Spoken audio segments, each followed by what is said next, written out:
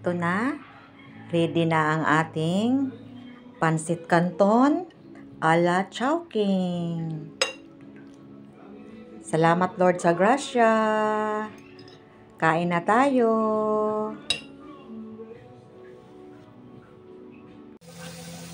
Good morning everyone. Happy Sabbath day.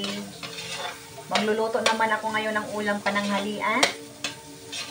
Pansit canton. Yan ang ulam natin.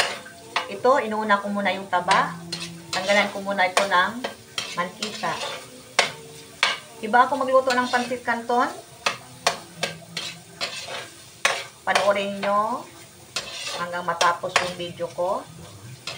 Siguro may iba naman na pareha sa pagluluto sa akin. Pero iba ako magluluto ng pansit canton. Ito na. Diba, ang dami niyang mantika. Tanggalin ko lang itong iba.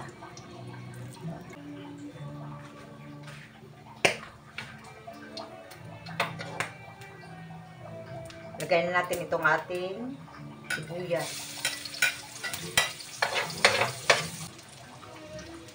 Bawang.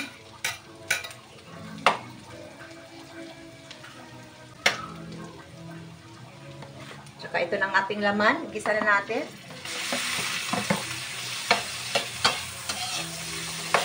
I-mix na natin yung kinuhaan natin ng taba kanina.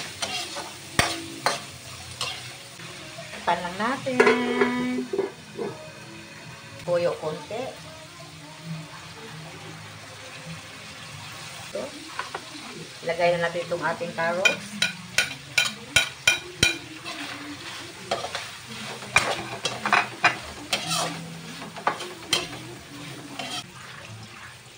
Tapos, ilagay natin ang ating repolyo.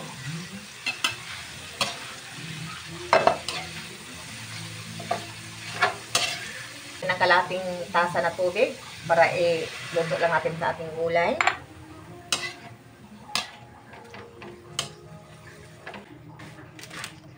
Lagay ko na itong oyster sauce. Ubusin ko na itong isang sachet. Magic sarap. Takipan ulit. Pakuluin lang natin. Okay na to. Hanguin ko lang. Kinuha ko lang yung gulay. At tinira ko itong sabaw. Dagdagan ko lang siya ng tubig. Naglagay lang ako ng 3 tasang tubig. Kasi lulutuin na natin ang ating canton. Ito, kumulo na. Sarap. Tsaka ito, ilagay ko na itong canton. 1/4 yata ito ng canton na ito. Lagay na natin.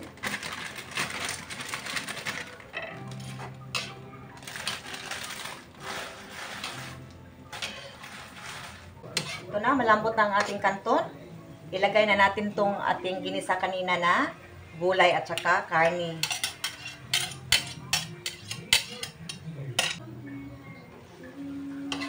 Wow, ang bango. Ito na. Luto na ang ating pansit canton a la Chowking. Hanguin ko na.